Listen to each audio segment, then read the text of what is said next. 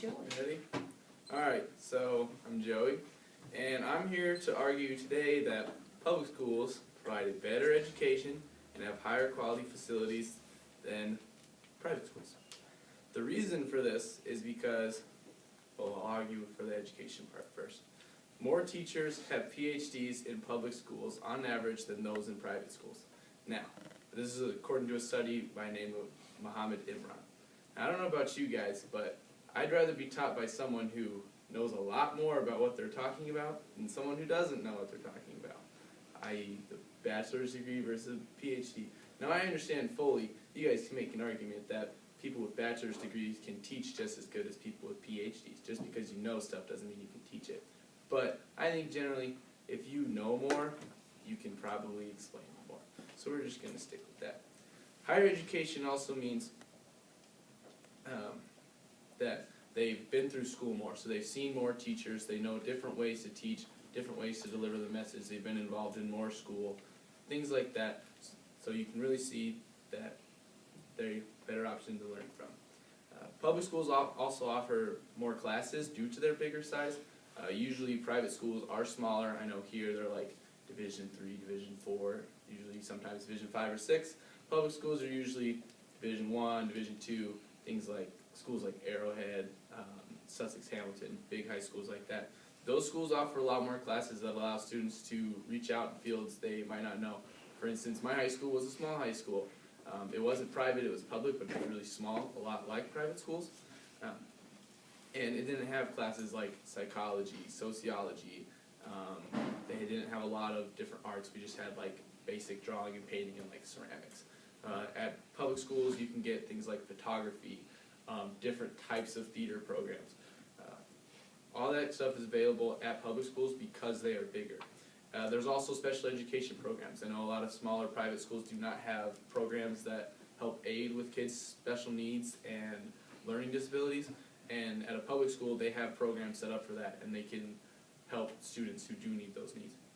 My second point is that public schools provide more resources for students.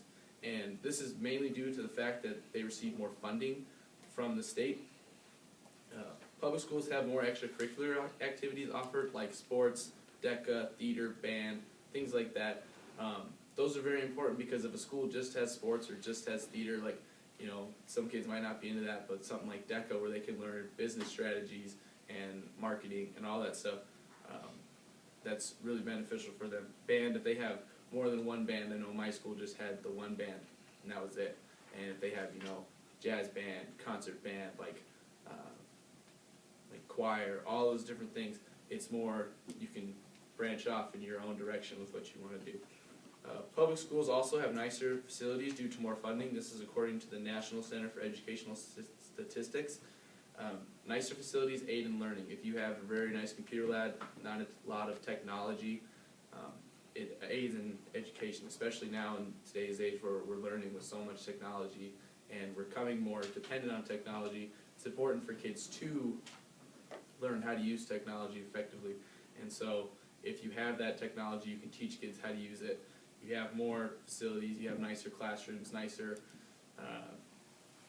sports teams have nicer weight rooms, concert or theater has nicer stages and equipment and all that stuff. So more funding is better for school.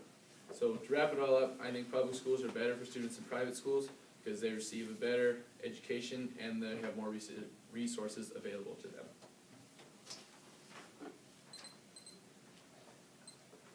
Three minutes and 57 seconds. Ready? All set. Alright, hello again everyone. So I'm going to try and convince you that the arguments weren't all that great. But first point, religion, you guys talked about how important that is.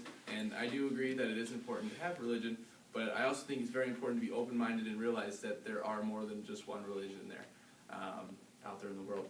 I think it's important to understand that, you know, even though most of us at this college are Lutheran, there is other religions, and you have to work with people who are other religions, and you can't just assume that since they believe something different than you, they're wrong and aren't as intelligent as you are. So you have to learn how to deal with people like that.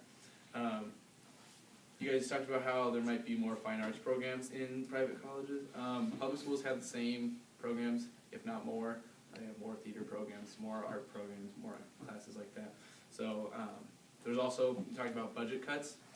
All schools have budget cuts. Now, private schools may not have budget cuts, but they might just raise their tuition, which means you're still paying more money to go to school, which I like money and I like saving it, so I wouldn't want to pay more money. Another thing, talking about education being better in private schools, teachers must be certified in public schools to teach. Private schools, they do not. In fact, according to the National Center for Educational Statistics, 7% of teachers in private schools aren't certified to teach. So I would not be taught by someone who's not certified to teach, or just like pastor. I don't know. I mean, I think pastors are able to teach, but their pastor teaching me math, I don't know how much I'm going to be able to believe that. And last thing, test scores. Life success isn't measured on a test. You know, just because you get a 34 in your ACT does not mean you'll be successful in life and make a lot of money. I know people who've gotten like 16s and make more money than I do right now because I make none. So I think it's important to just not focus all student success on tests, because some kids are bad test takers too. You can be really good at the subject and then go to the test and be terrible at it. So I don't think tests are a good measure of student success. 2 minutes.